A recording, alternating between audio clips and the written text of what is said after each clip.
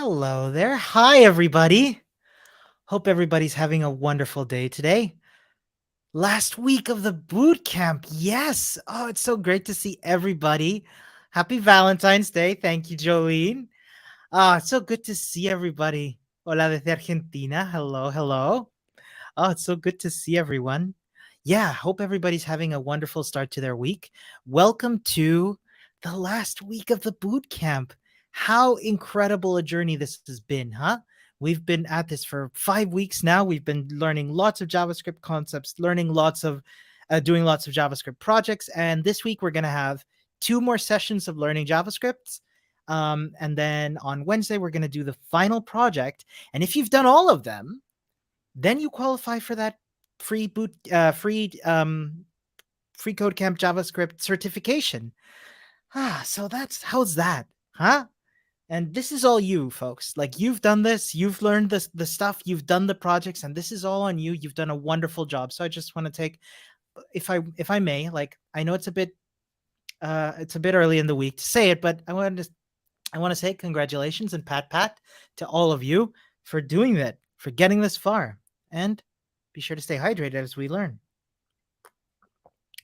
Yeah. Hello from Kenya. Good to see you.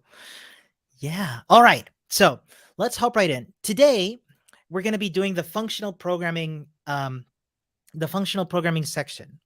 If you don't have the link, I hope my buddy Fabio will drop it into the chat. Please, that would be amazing. Thank you.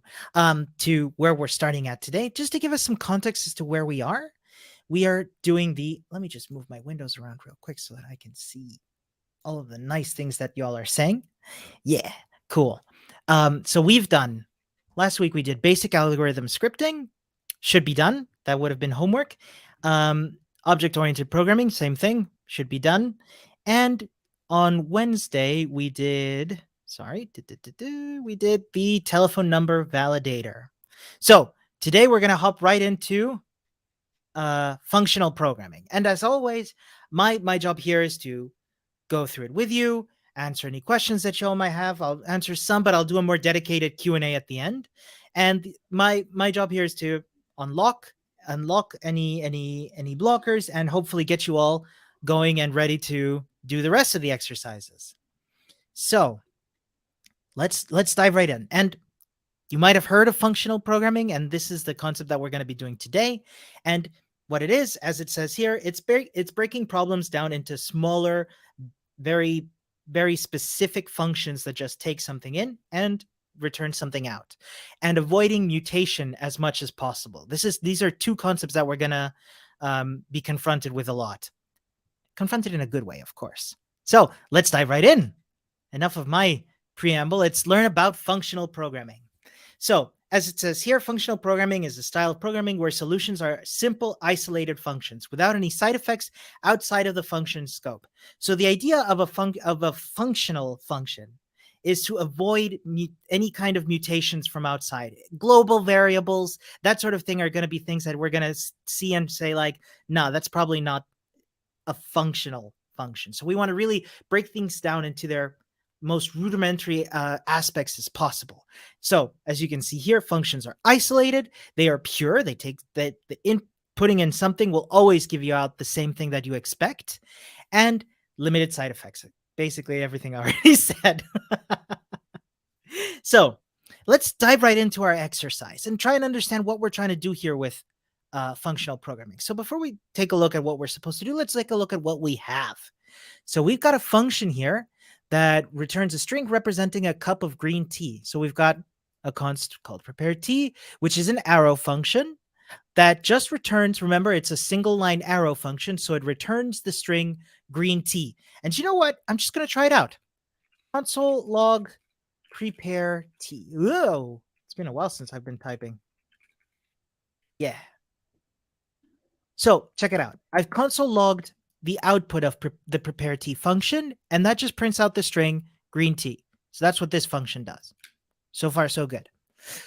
Given a function representing the tea type and number of cups needed, the following function returns an array of strings, each representing a cup of a specific type of tea.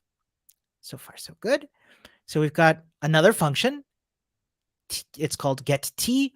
It takes one parameter, number of cups, and the body of the function, remember this is an arrow function. We've got an empty array called tcups.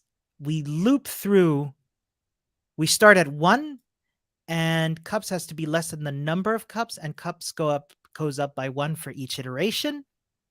So we prepare a t. Remember our prepare t function, it just gives us a string called green t, and it pushes the result of that to the array t cups, and then it returns that array of t cups.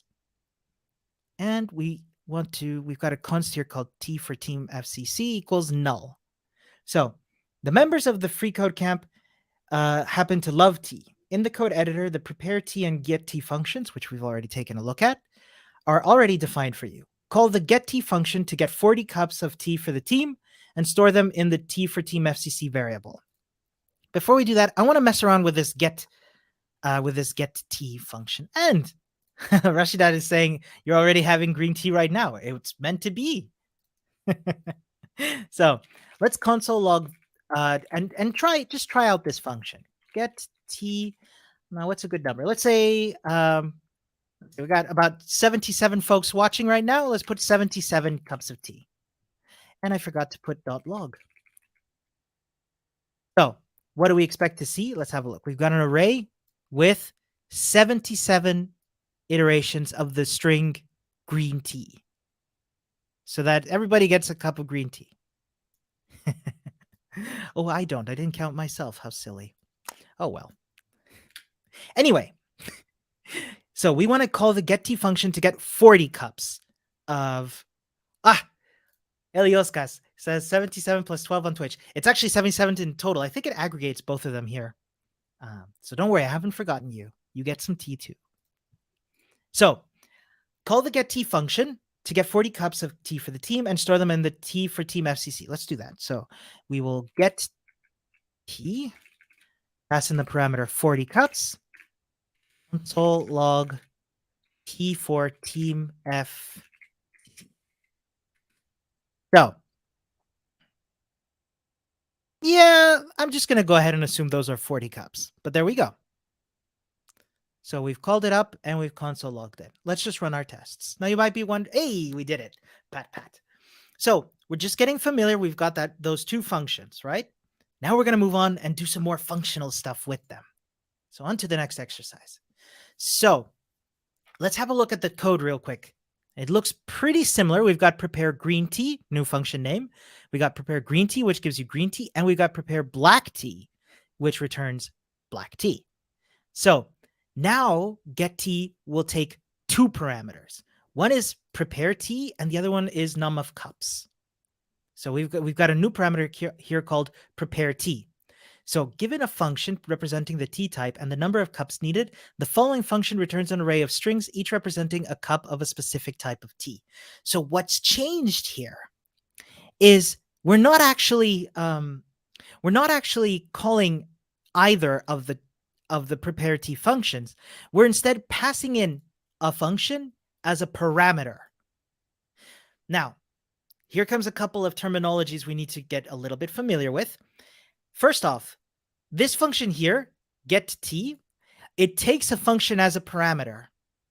Any function that takes a function as a parameter is called a higher order function. You'll encounter that when you read about functional programming. First. Second, this function here, being passed as a parameter, often gets called a callback.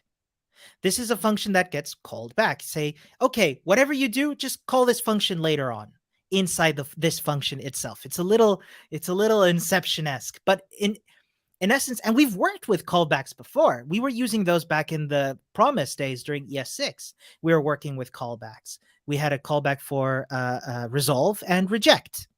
You'll find the recordings for everything, by the way, in the Class Central YouTube. I jumped right in. I didn't introduce properly. My apologies. Yes, you'll find all the recordings on the Class Central YouTube.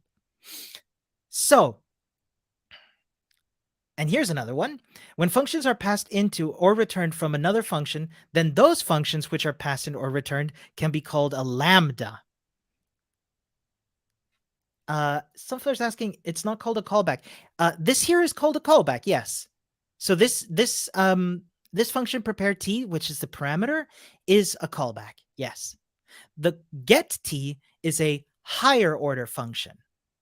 So again, prepare t is a callback, get t is a higher order function, and any functions that get either returned or passed in as parameters are sometimes called lambda.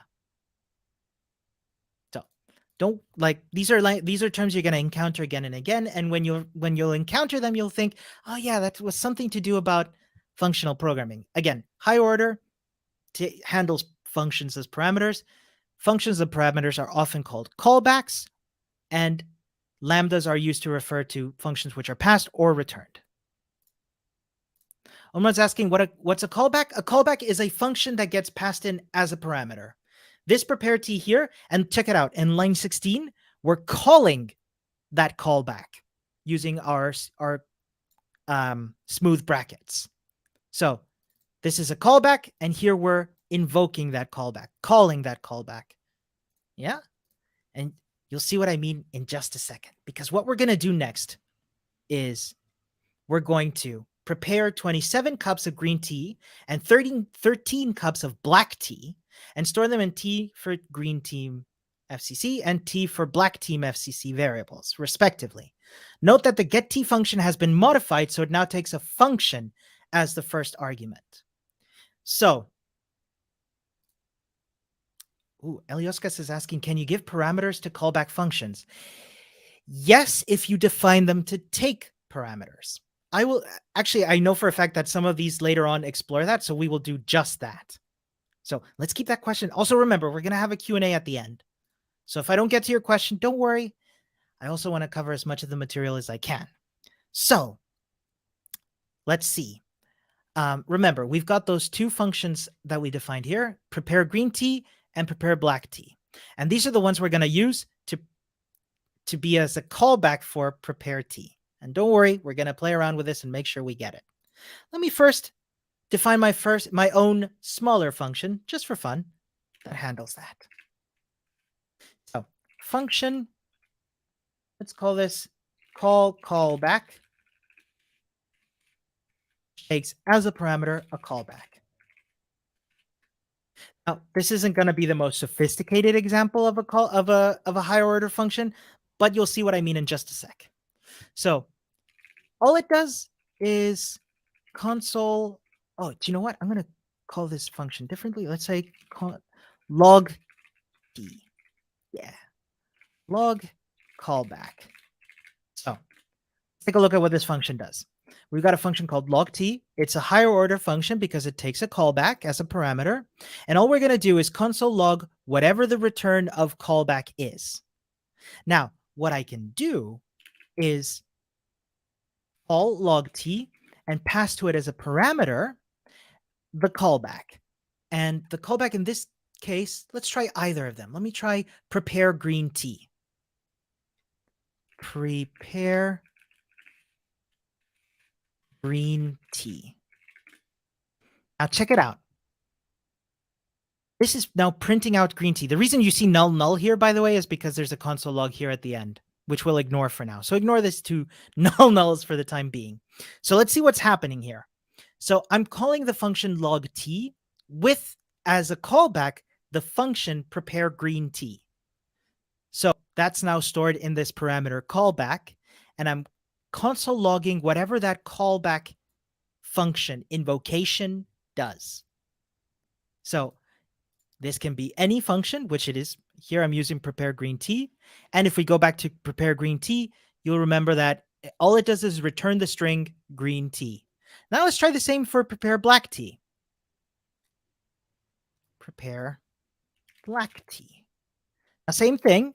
It's going in here, and it's console logging, invoking that function, and then console logging its result. So black tea is being printed out. It's a bit like higher order thinking. Oh, I love what Sunflower says it's like a game of hot potato. Yeah, kind of. Yeah, I like that. So that's one example. Now let's take a look at this example. You see, we're passing in that prepare T function. Remember, it's a callback, and we're making teacups just like in the last exercise, except we're passing in that prepare T callback instead of a specific T. So prepare T callback, num of cups. What if, let's see, prepare 27 cups of green tea and 13 cups of black tea and store them in the green team FCC and black team FCC variables, respectively. Bhavin's asking, where is the null coming from?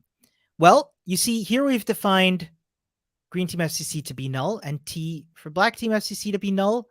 So when I console log them, it's just printing out null twice. This is just the way the example came.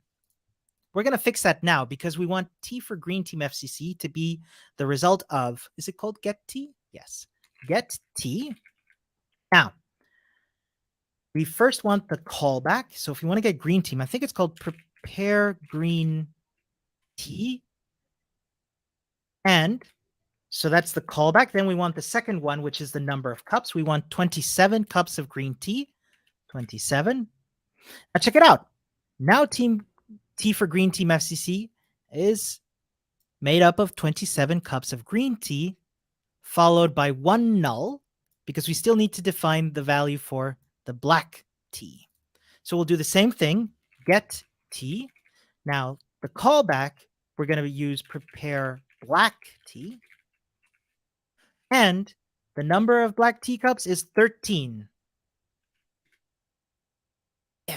Let's have a look. So we got 27 cups of green tea. And I'm just going to take its word for it, 13 cups of black tea. So I think we've done what we want. So let's run our tests. And there we go. Pat, pat. Cool. Let's move on. We did move on, right?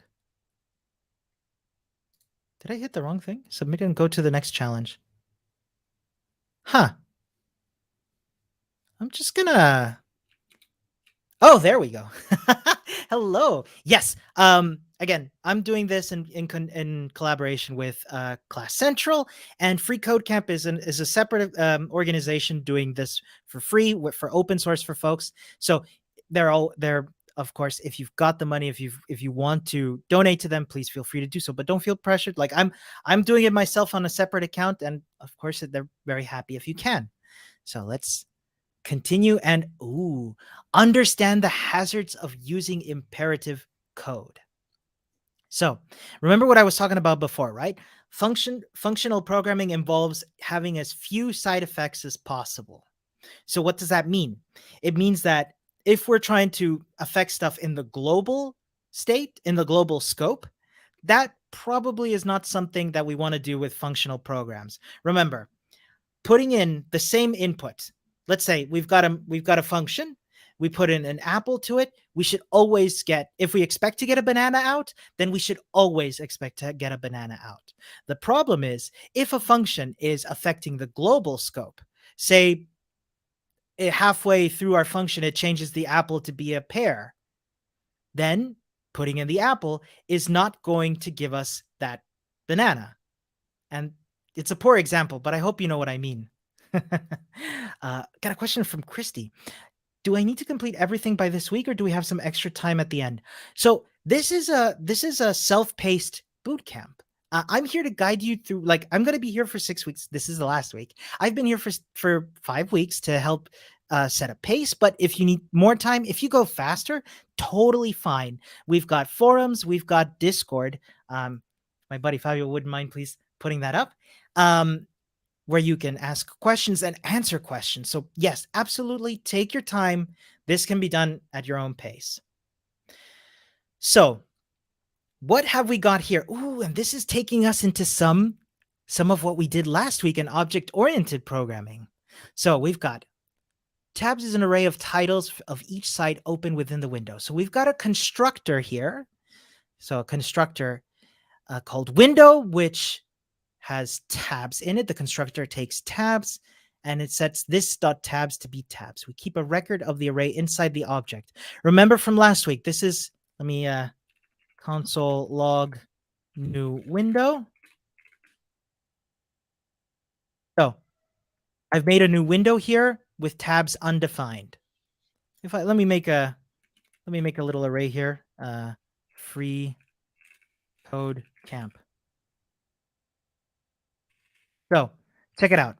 I've got tabs and I've passed in as a parameter an array with the string FreeCodeCamp in it. And so when I create a new window, we want to have the array of tabs, which is just the tab FreeCodeCamp. It's the only tab I have open here right now. But later on, we've defined some prototype functions. Remember, we did prototypes last week? So when you join two windows into one window, we can have, let's see, we define a new function on the prototype of a window called join, which is a function that takes other window and goes, this tabs equals this tabs concat, other window dot tabs. Let's have a look at what happens when we call it. So this tabs.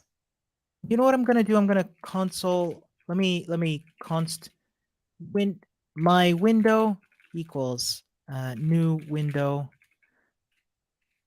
FreeCodeCamp.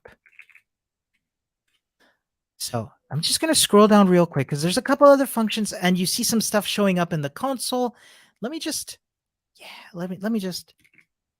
pump this out for now,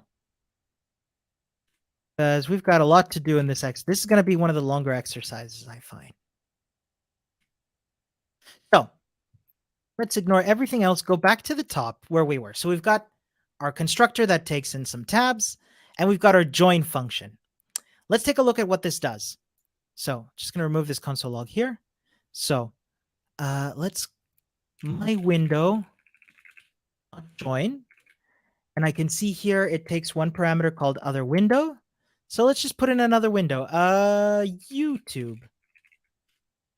And then I'm going to console log my window.tabs. So, oh, my bad. So it takes a window, and this isn't a window, this is a tab. So I'm supposed to pass it another window. I see. Window, and inside it'll take YouTube as a tab. Now, cool. So we've merged in two windows together. So now I can see my window.tabs consists of FreeCodeCamp and YouTube. So far, so good. Let's see what else we got. When you open a new tab at the end, right, so we've got a new function on the prototype called tab open that takes in a tab. That's a string. So this tabs push new tab and return this. Yeah, folks, if you're joining late today, don't worry. This all stays on YouTube. It's recorded, so and you can ask questions at any time on the forum or on the Discord. So let's do that. Let's have my window.tab open, and we'll open YouTube. My window.tabs, and console log that. I'm just trying out all these functions before I get to the exercise itself. Now, here's something interesting. I don't actually use this variable. I don't actually use this parameter tab. That's interesting. It just pushes in new tab. Very interesting. Rudo's asking, why do the new windows need to be set as array? Good question. That's because here, concat. The concat function, it combines two arrays, right? So tabs is an array because it's a multiple, and concat is a function that is called on an array to concatenate, to add onto it another array. It's a good question. Someone's asking if I could repeat it, please, at the end of the challenge. Could you please clarify, repeat what? I'd love to. I'd be very happy to repeat, but I don't really know what you're referring to. Yeah. So that's tab open. Now let's take a look at tab close. Okay. Do you know what? I'm going to keep the new tab open. So let's see what we do here. So we want to, when you close a tab, and we want to get the tabs before the tab, and you were joking. Okay, no problem. So we want to get the tabs before the tab that at the index that we specify. I see. So we get all the tabs before the index, and we get all the tabs after the index. And then this tabs is all the index before and concatenate with all the tabs after. Oh, okay. So we just want to just set the tabs to be all the tabs before the one we want to close and all the tabs after we want to close, effectively closing that tab. That's clever. I like it. Cool. Let's give it a try. So let's push 2 more tabs in. Oh, I've already got one. I'm going to push another. I'm going to go with Twitch. So console log my window.tabs should show us 3 tabs: FreeCodeCamp, new tab, and new tab. Of course, they're being set to have that new tab name. Now we want to, let's close a tag at index 1. And David is asking more to expand the code view. Sorry about that. I'll do that. We can squeeze it in later. Thank you for asking. Yeah. So we got those 3 tabs open. Now let's close the second tab. That is the tab at index 1. So my window dot close. Is it close tab? Tab close. So tab close. And remember, the index is 1. Then we will console log my window.tabs again. Now, would you look at that? I wanted to close the tab at index 1, but it seems to have left me with just 1 tab. So that looks like a bug, and I'm kind of doing a spoiler of the exercise to come. So let's just keep that in mind for now. Just gonna, that looks like a bug. Oops. Let's delete all that stuff we did, and let's see what else we've got. Oh, sorry. Let's see what else we've got going on. So we create 3 browser windows. Here's one with 1, 2, 3, 4, 5 tabs. Here's another window with 1, 2, 3, 4, 5 tabs. And here's another window with 1, 2, 3, 4 tabs. So now we get to the part that we commented out. Let's see what we got. So the final tabs will be social window, which is this one here. We open a tab. We join. We combine that window with a new window that's caused by closing 2 tabs on the video window. And we join that with closing 1 tab and then opening 1 tab on the work window, which at the end leaves us with this. Let's see. Let me see if I can follow what's going on here. So social window, we open a new tab. So that's FB, Gitter, Reddit, Twitter, Medium, and then a new tab. Okay, so we're up until here. We're good. Then we join it by closing the 2 tabs on the video window. By closing the video window's second tab. So let's see. The video tab. So we want to delete Vimeo at index 2. So that's Netflix, YouTube, but for some reason Vine is missing. So therein lies our bug again. Let's take a look here. We join that by closing the tab at index 1 on the work window. So that should be Gmail. But work mail is missing here. Well, that's odd.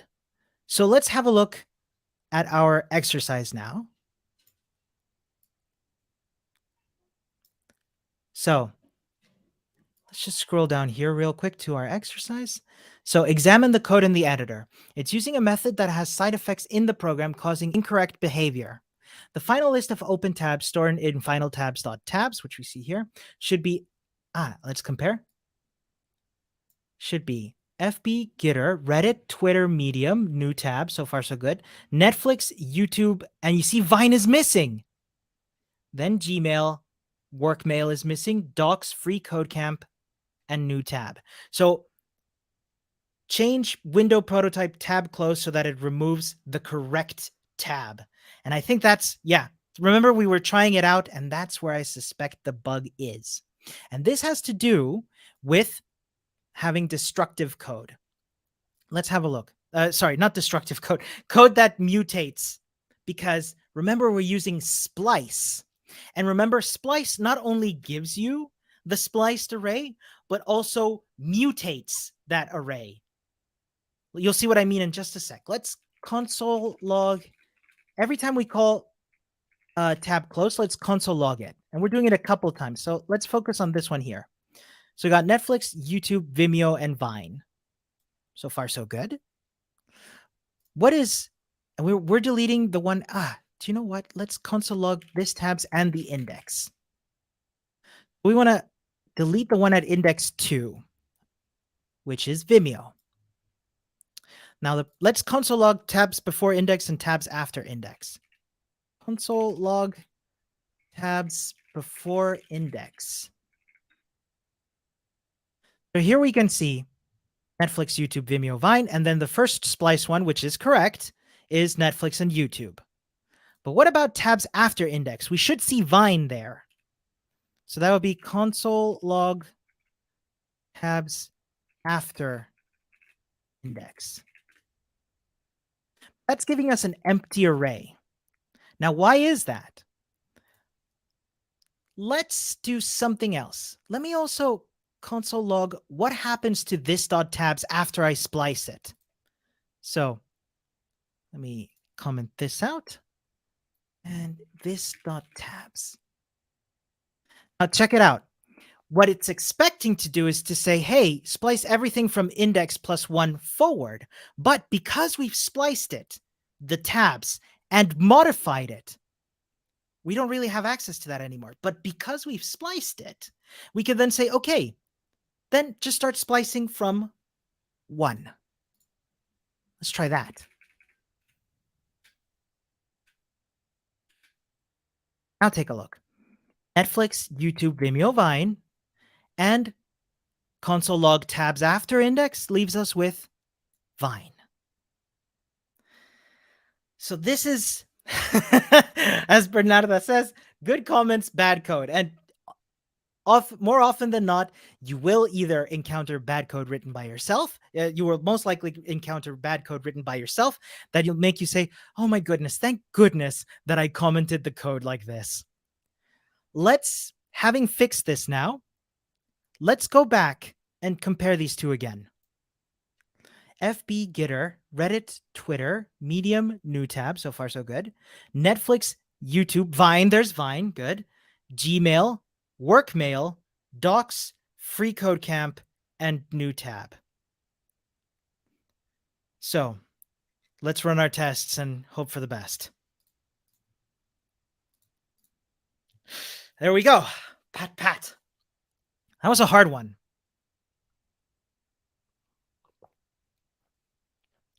Let's stay hydrated. So yes, what we're doing is trying our best to avoid mutations and side effects using functional programming. So let's take a look at, for example, if we wanted to increment fixed value in this function, right? Let fixed value equals 4. What we could do here is fixed return fixed value plus plus. Let's do that. Fixed value. Sorry. Fixed value return plus plus fixed value. Remember the fix and Oh my goodness. Folks, I'm seeing that y'all were lost on that last one. Tell you what, for the Q&A, we'll go back to it and cover it again. Promise. Thank you very much for letting me know. So, incrementer. Yes, we've got this function called incrementer that we want to increase fixed value by 1. We want to return whatever fixed value is plus 1. Let me scroll down here real quick. So we want to fill in the code for the function incrementer so it returns the value of the global variable fixed value increased by 1. So what we could do, for example, is say fixed value fixed value plus plus, and then return fixed value. So let's console log incrementer.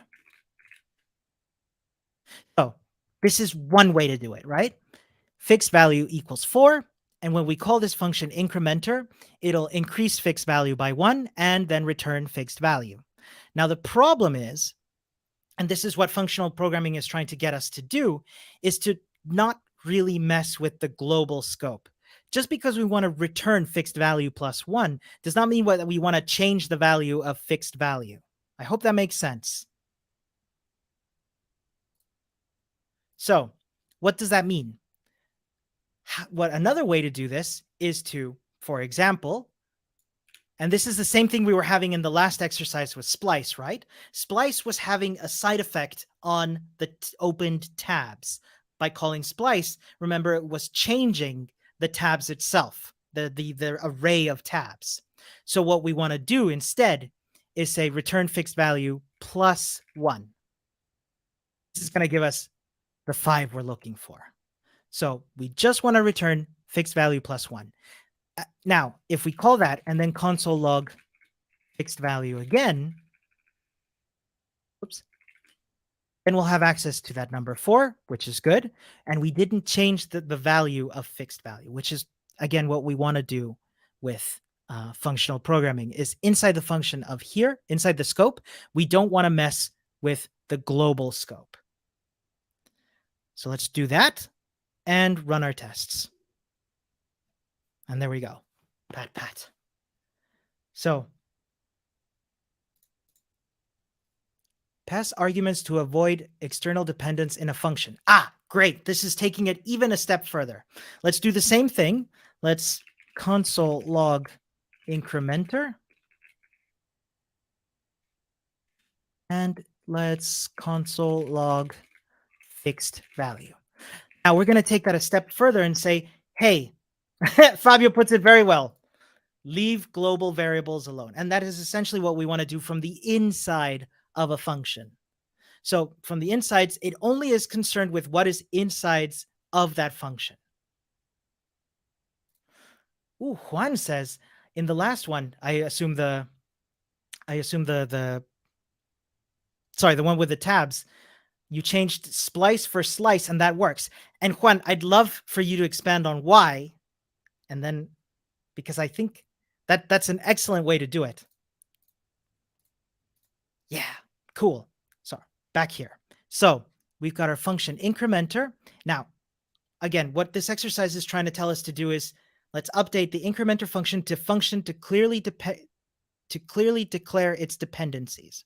Write the incrementer function so it takes an argument and then returns a result after increasing the value by 1. So what we're doing here is saying, hey, you take a parameter, let's call it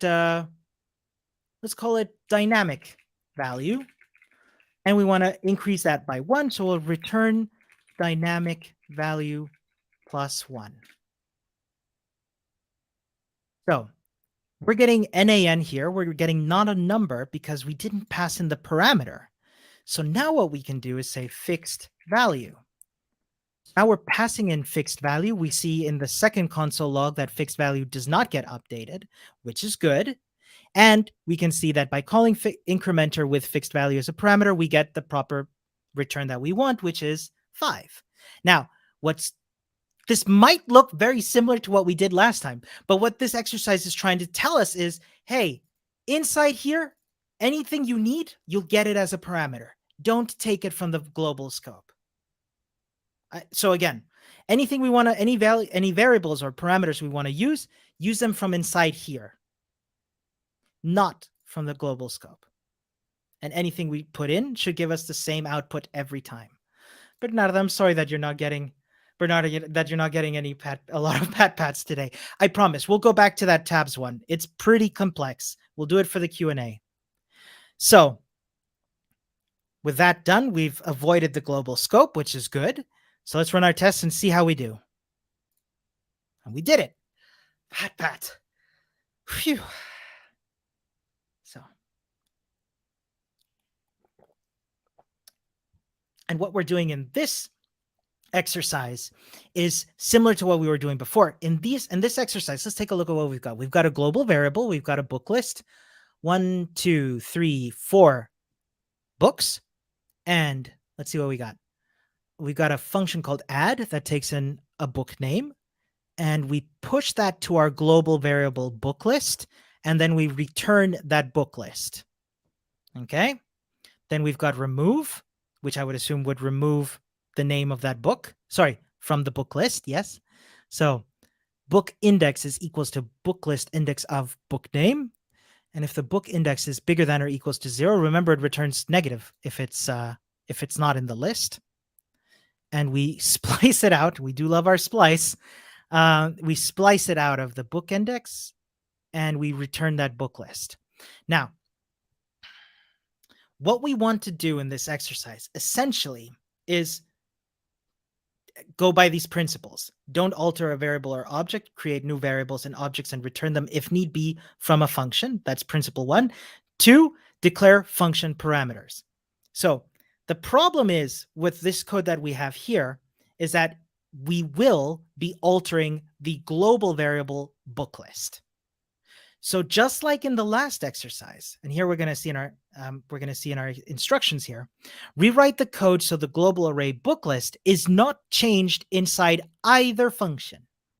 The add function should add the given book name to the end of the array passed to it. So we'll need a second parameter and return a new array. The remove function should remove the given book name from the array passed to it. So both functions should return an array, and any new parameters should be added before the book name parameter. So let's do that. And we're gonna set this up by we're gonna set this up with some console logs. So let's console log list. That should show us our 4 books. Now, console log. No, sorry. Did add. Now we're going to add a book list to our book list.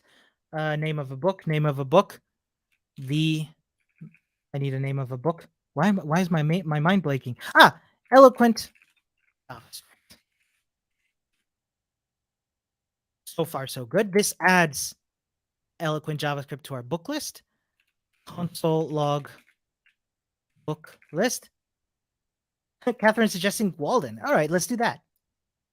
Thank you for the suggestion. So we've done 2 console logs here. One is first with the book list before changing it, and the next one is after changing it. Now, that's all well and good. However, remember that the function add returns the changed book list. So in theory, we could console log add Walden. So we've got 3 console logs now. One is this first one here. Cool. The second one is this one here. Remember that returns the updated book list. And the third one is on the book list itself after it's been added to. Now, the purpose of this exercise is to change it so that adding a book to a list does not change the global book list. So this console log here should be identical to this console log here. So the way we do that, let's go with add first. And I'm going to take these console logs and move them up. So I'm just going to move them up here. So the way we do this is, as it suggests, adding list as a parameter. So we're no longer working with the global scope. Instead of booklist.push, we're going to list.push and return list.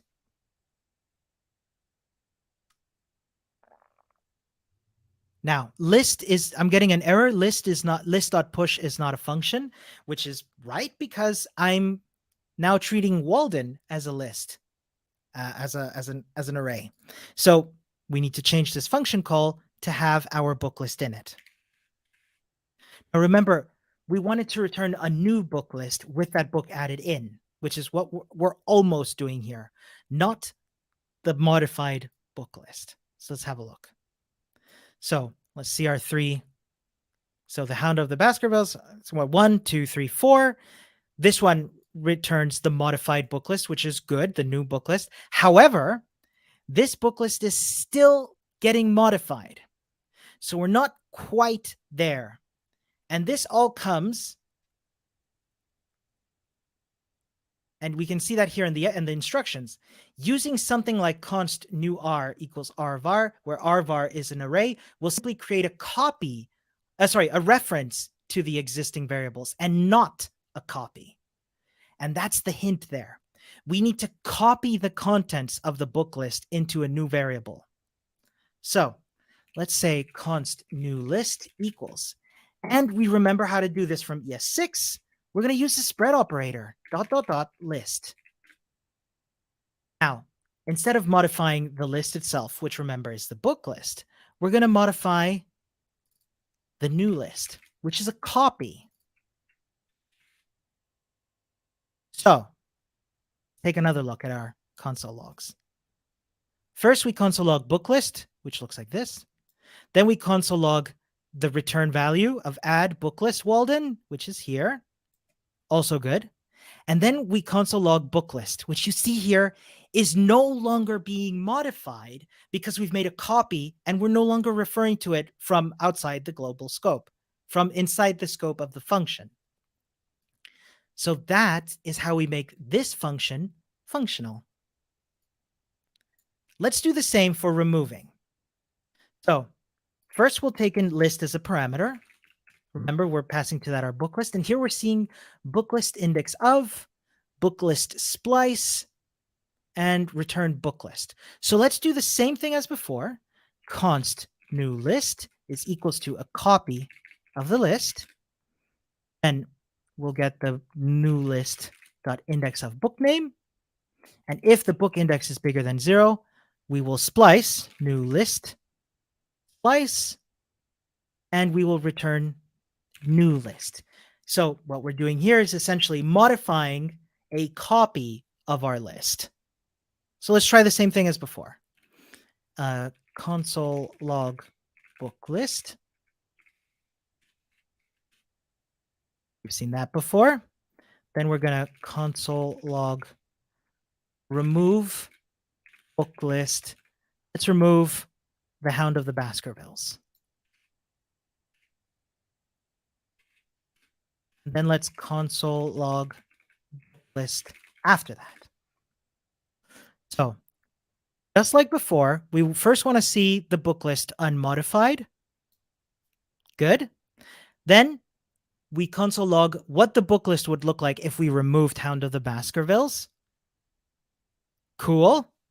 And in the third console log, we do the book list, which has not been modified. Remember, we're only just putting in an input and getting out an output. We're not modifying the book list. And this is what functional programming is all about. It's about not modifying the original, but rather giving you what happens if you put in something, what you get out in return. It's a bit weird to get used to. I would recommend doing these exercises on your own time as well, asking lots of questions in the forum and Discord. And remember, we're going to have Q&A at the end. So let's run our tests. Cool. Pat. Let's keep going. So now we come upon the map function. Now, a couple of you folks have been asking me in the chat about map, and this is the time we're going to do some map. So every array has access to a function called map, which what it does is you give it a callback. So a callback of what would happen with, a callback for what to do with each member of an array, and then give you a new array out. So before we do any of this, let's just mess around with map. For example, what if we wanted to take an array of numbers, const numbers equals 2, 4, and 7. Now, what if we wanted to get an array of each member of numbers multiplied by 2? How would we do that normally? Usually with a for loop. So we would have const mul2 is equals to an empty array. Then we would use a for of loop. Let num of numbers, and we would mul2 dot push num times 2. And let's console log mul2. Oh, I see another console log. I'm just going to scroll to the bottom of this exercise just so it doesn't distract us. Console log, thank you very much. I'm going to console log back up to the top. Okay, so we've got 2, 4, and 7, and we've pushed into it each number multiplied by 2 into our new array multiplied mul2, which gives us 4, 8, and 14, which are all each member of the array multiplied by 2. So this is one way to do it, but a functional programming way of doing is using the function map. And the way that looks is we have, so each array has actually access to a function called map, which takes as a parameter a callback. Right? Now, let's just take a look at the structure of this real quick. So numbers map, and as a parameter, we have a function. That's our parameter. That's a callback, remember? So the brackets will be outside the curly brackets of that function. And the callback actually does get access to a parameter, which is the member. So let's return. So in this callback, what are we going to do and return to that new array? It's going to return num times 2. So const mul2 is equal to. So what's happening here? What map does is on the end, in the background, loop through each member of the array and say, hey, call this function and add the return of that to the array, to the new array. So map returns a new array. It's a bit weird, but let's go over it one more time. So let me just so it takes we've got a function on our array called map, and it just loops through each array and calls a callback, each member of the array, and calls a callback. And this is the callback that we're putting in here. And we can put that in a variable if we want. Const callback is equals to, and let's make this an arrow function. Make this a single line arrow function, num times 2. We just go callback. This does essentially the same thing. We're giving it the function, and for each, it loops through each member of the array and adds to a new array the return of this callback. It's going to be it. Please, folks, if you've got questions, do please ask them. So that's how we use the map. Catherine's asking. So the parameter of the parameter for the callback function is each Yes, exactly. The parameter the callback function takes is each item of the array. Correct. So it goes in order. First, it does it with 2 times 2, and plops that to our new array. 4 times 2 plops that to our new array. 7 times 2 plops that into our. Kleb's asking, what if you want to do something with a specific item in the array? Well, since it's a function, we can do, for example, I don't know,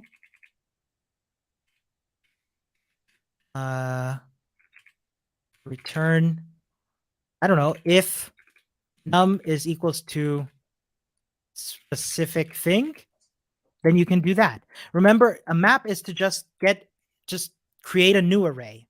As Jolene says very correctly, map creates a for loop in the background. That's exactly how I would put it. So let's go on to our exercise now. Let's see, we've got a big watch list array here. It's an array made up of several objects. Johannes is saying filter. Yes, I think filter would allow us to do something specific with a member of an array. And that's a later exercise as well. So title inception. So year 2010. So it's got a bunch of properties here: title, year, rated, released, and so on and so forth. And it's probably, yep, there's more than one object here. There's lots of them here. And another one. And another one. So we've got quite a few objects in here. So let's take a look at our let's see what we're doing here. So we've got let me just make this a little wider again. Make this a little more readable. Can I make it all the way? Yeah. So we are looping through each of the movies, each of the films, creating a new empty array, and we are ratings push for each of them. A new object, we can see the curly brackets here, made with a title property, which comes from the title property of the film itself, and a rating property made up of the IMDb rating property of the object itself. And I assume, and this, let me just, that's why we had that console log before. So we got title Inception, rating 8.8, title Interstellar, rating 8.6, title The Dark Knight, and so on and so forth. Now, I assume what this exercise is going to ask us to do is to do this, but instead of using a loop, to instead use a map. So let's do just that. So let's do, I'm just going to delete this.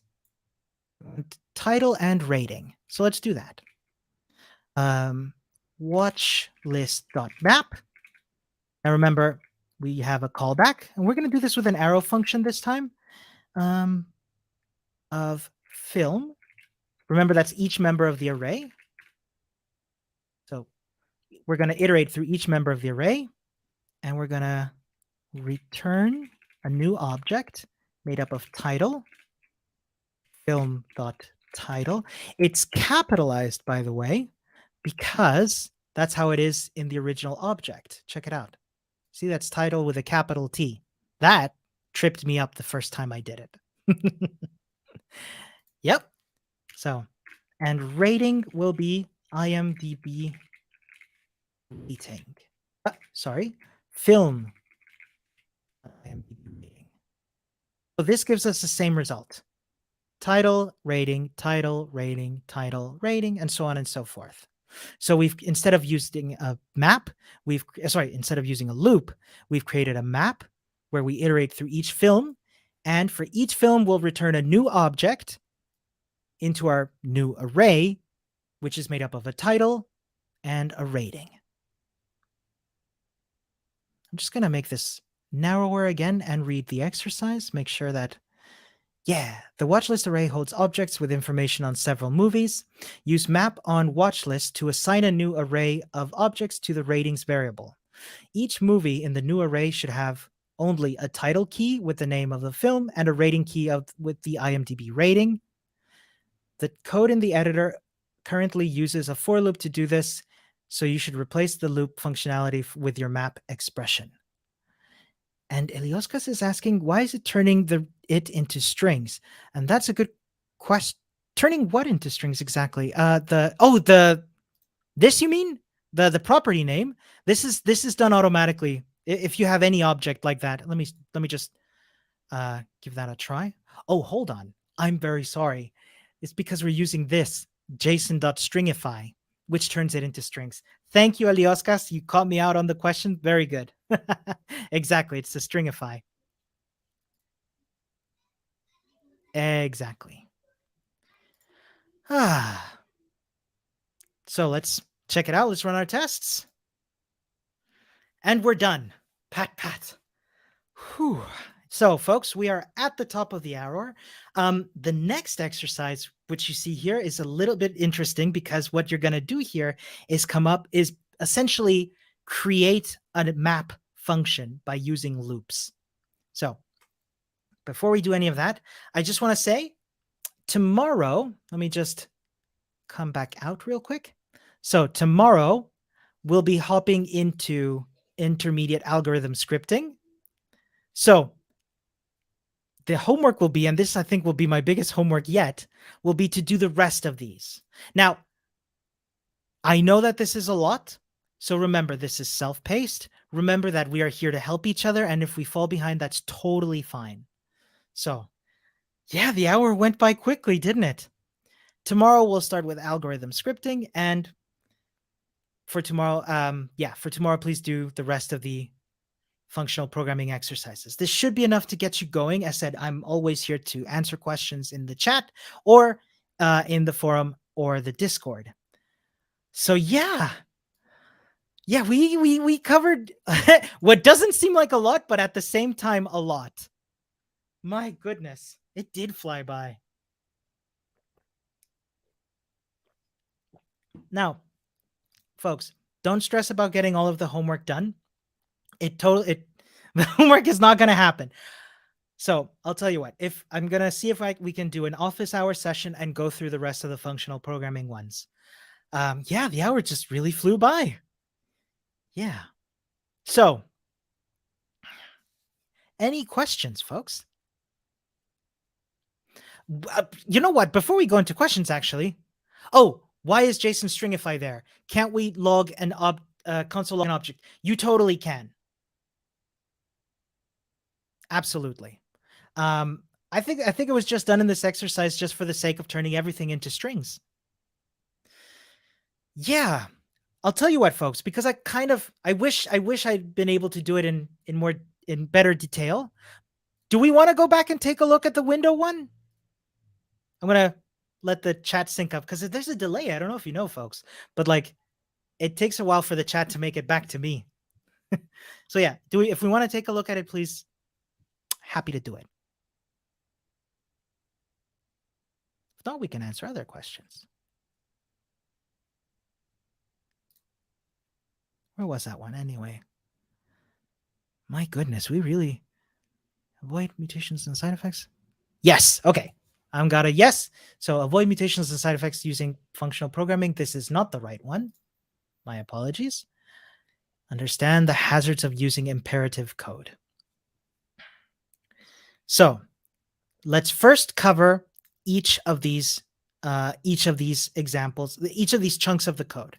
Tabs is an array of titles on each side open within the window. So we've got a theoretical constructor here called window, which takes as a constructor parameter an array of tabs. Let me just real quick again, go down here and turn off all of my console logging.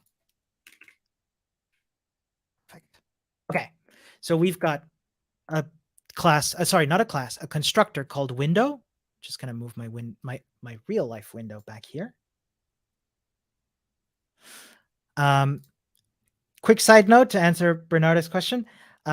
Is it wise to use a map in functional programming? Yes, if you can. Like, I find it looks nicer to get used to the maps. Definitely can recommend that. So, yes, we've got a constructor here called window. So, function tabs, this.tabs equals tabs.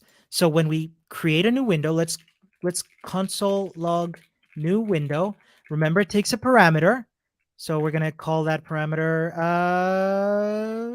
FreeCodeCamp. And that is an array of titles. It says here, tabs is an array of titles. So tabs FreeCodeCamp. That's our window constructor. Let's store this window that we've created into a variable, just for fun. So const my window equals new window with FreeCodeCamp. So if we console log my window, that'll show us tabs with FreeCodeCamp. So far, so good, I hope. Now, our window constructor, our object, will have access to some functions through its property, prototype. Gosh, that's hard to say. So our window will have access to the join function. Bye, Bernarda. Have a good one. So our window will have access to the join function through its property called join. And that function takes another window. And what it does is it combines the tabs of those two windows into one. Yeah? The tabs. It combines the tabs.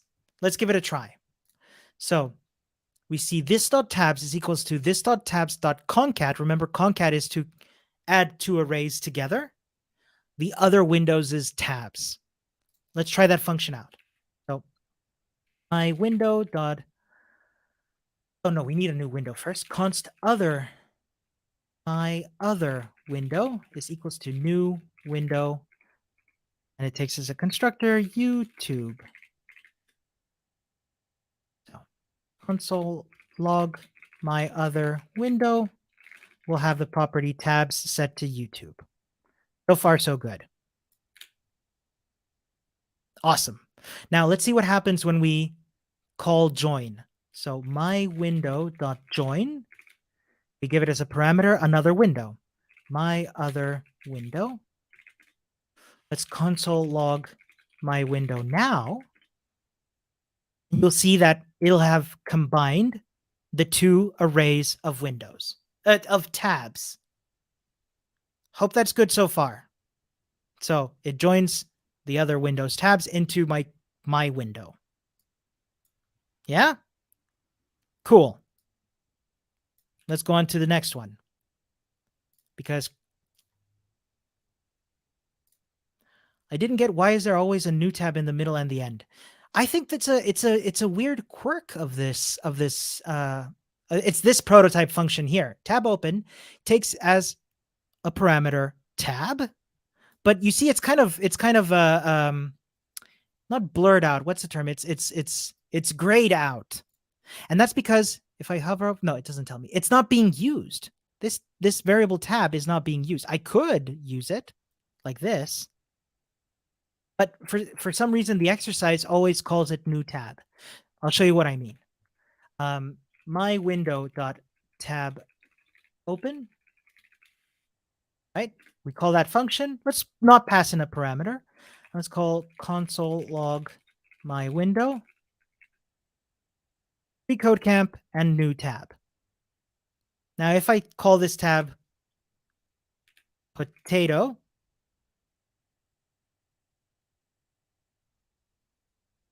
FreeCodeCamp, new tab. So even though we're passing in potato, it's not being used. So that's essentially why it's called new tab all the time, because we can see here we're pushing onto the tabs a new tab called new tab. Clear so far, I hope? You know what? I'm going to keep that new tab in there. In fact, I'm going to open 2 more tabs. Let's open 4.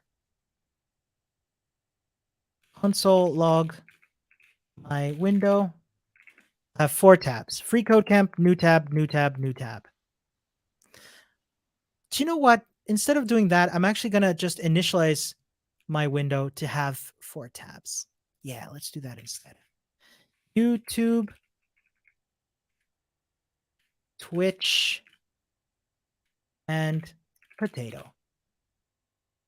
So, FreeCodeCamp, YouTube, Twitch, and potato. Cool. So let's console log my window. We got FreeCodeCamp, Twitch, YouTube, Twitch, and Potato.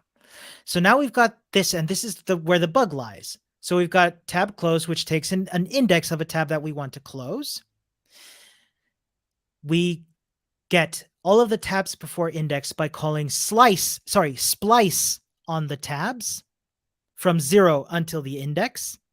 And then we get the tabs after the index by calling splice on the index plus 1. So starting from index and going plus 1 and going from there. This tabs before index plus the tabs after index. So it just combines the before and the after into one. So console, let's console. Oh, I'm already console logging. I'm sorry, folks. Being a little confusing there. Let's console log my window, which has FreeCodeCamp, YouTube, Twitch, and Potato.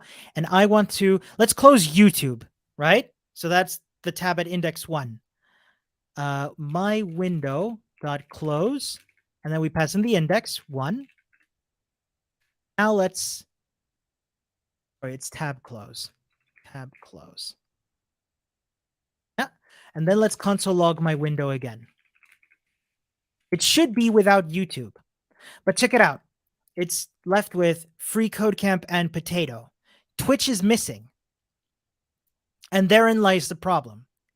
Because in this function, we're calling splice. And splice modifies the array that we call it on. So let me illustrate this with an example. Let's say we've got this tabs is equal. Let's say that this tabs is, what is it? FreeCodeCamp, Twitch, YouTube, and Potato. Okay. Splice modifies this tab. So when I call splice on it from 0 to index, remember index is 1, then this tabs is actually different now. It's YouTube and Potato. This is where the problem comes from. So what we actually, and then when we're calling this tab splice, so sorry, tabs before index is listed as FreeCodeCamp. It's good. It's the tabs before the index. But what about tabs before index? We're splicing everything from index plus 1. 1 plus 1 is 2. So the problem is that, and we can see that here, tabs after index is actually just potato.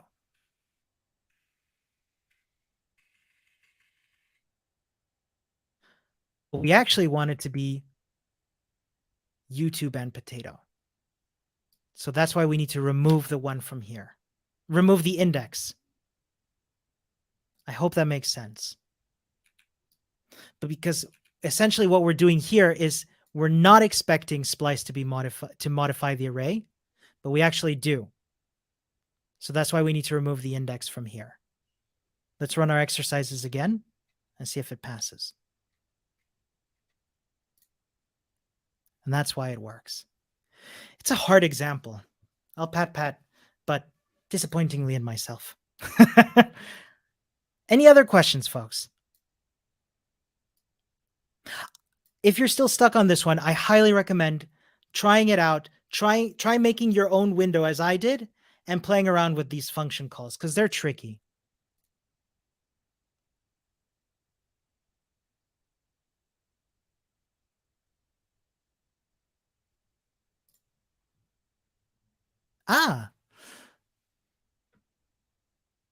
Matty's got a question. In the last OOP module exercise, what's the point of IIFE? Why does the exercise ask us? Why does the exercise ask us to make a function to give out an object instead of directly settling fun module to the object. Let's go back to that one. I'm not sure. It's been a week since I've looked at that one. Let's take a look. So JavaScript algorithms and data structures. Now this is from the OOP section. Yes. You are all too kind, by the way. The last one. So we are doing the immediately invoked function expression. Why does the exercise ask us to make a function to give out an object instead of directly setting fun module to the object? Let me take a look at this here real quick first. An immediately invoked function expression is often used to group related functionality into a single object or module. For example, an earlier challenge defined two mixins. So we've got a glide mixin here and a fly mixin here. And we can group these mixins into a module as follows. Motion module equals, and it returns these mixins as part of an object. Note that you've already invoked, you have an immediately invoked function expression that returns an object motion module. This returned object contains all of the mixin behaviors as properties of the object. The advantage of the module pattern is that all of the motion behaviors can be packaged into a single object that can then be used by other parts of your code. Here's an example using it. So motion module, glide mixin, duck.glide. So what we're doing here, right, is create a module called fun module. Let's do that. Fun module. Let's do the exercise first and then see what we're doing here and why. So that wraps the two mixins, isCute mixin and sing mixin. Okay, so it's an immediately invoked IIFE. So I'm just gonna see how we do it here. So that's immediately invoked. So that's just function inside the function, and then outside of that we immediately invoke it. So this is a function that we immediately invoke. That's what the smooth brackets are for, and that's how we declare an immediately invoked function expression. So we then want to return an object. That object is made up of those two mixins. So we'll do isCute. Is it called isCute mixin? isCute mixin and sing mixin. So isCute mixin and is essentially this function here. So I'm just gonna plop that in there. Oh my goodness, and clean up. Yes, it looks good. So that's the isCute mixin, and then we want the sing mixin. And it's the same thing as before. We're going to copy the contents of this mixin function and paste them in here. Fixing all of the indentation. There we go. So what's the difference between this and this? These two functions are available. However, with this one, we have access to an object which has those two functions. That's what the IIFE does. So console log fun mixin. Fun module, sorry. I got tripped up on my own words. Is an object that then gives us access to those modules. So if I ever need to store that in another file, for example, this was, of course, more widely done before ES6 and export, this is what we would have access to. These modules, these objects that contain these functions within them. I hope that makes sense.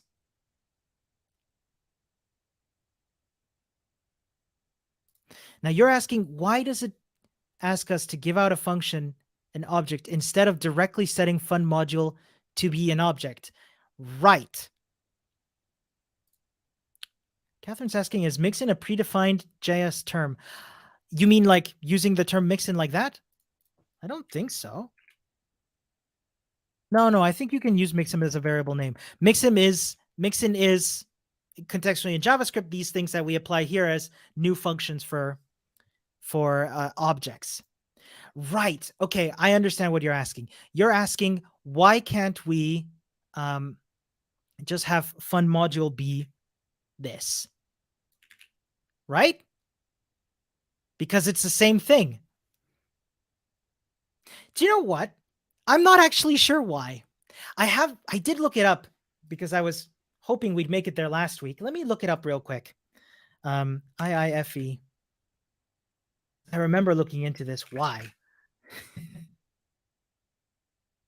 Right. Okay. One reason is, let's go back here, is, for example, let's say, I just looked this up on MDN as well, by the way. MDN is super helpful for this sort of thing. Let's say we want to use, let's say we want to have access to some kind of data here. I don't know. Data, data equals read contents of secret file, right? So if we wanted to use this data specifically, yeah, but we didn't want to access that data outside of the context of fun module, then we would define it here so that we can use it. I don't know, return data dot thing, for example. Yeah. Then it would be secure inside this immediately invoked function expression. So it's encapsulated in here so that we don't have to worry about where it comes from, what the data is. We want to keep that data protected from outside usage, which declaring a function in line would not afford us the ability to do. Does that make sense? I hope so. That's a good question, by the way. Thank you.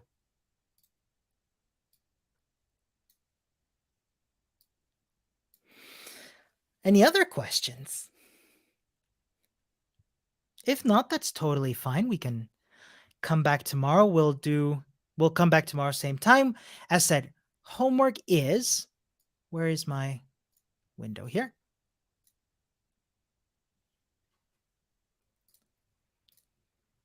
Oh, Johannes puts it well. Update protection. I like that. Thank you. So, ES6, regular expressions, debugging. Yeah, so the homework for tomorrow is to finish off the rest of the functional programming module. I said, don't stress too much about getting all of it done, and we'll get into intermediate algorithm scripting tomorrow, which will be a bunch of like real life applications of JavaScript algorithms. It's going to be good fun.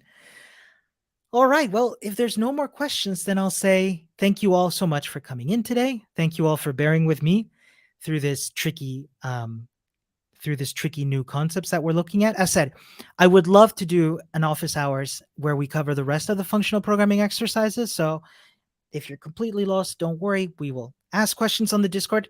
Where's that? Where's my banners? Yeah. So Bootcamp forum is here. The Discord is there as well. You'll find the link to the Discord on the forum. Let's see what else. Am I forgetting something? Homework. Tomorrow we'll do intermediate algorithm scripting. No, I think we've covered everything. In that case, thank you all very much. Have a wonderful rest of your day. Great job today. And yeah, see you next time. Bye now.